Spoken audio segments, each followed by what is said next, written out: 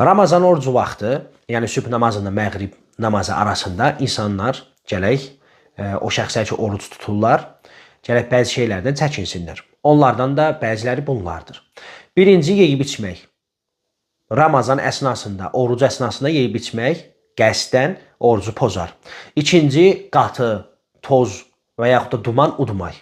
Bu da həmçinin nədir? Orucu pozar. Başını tamamilə suya daxil etmək.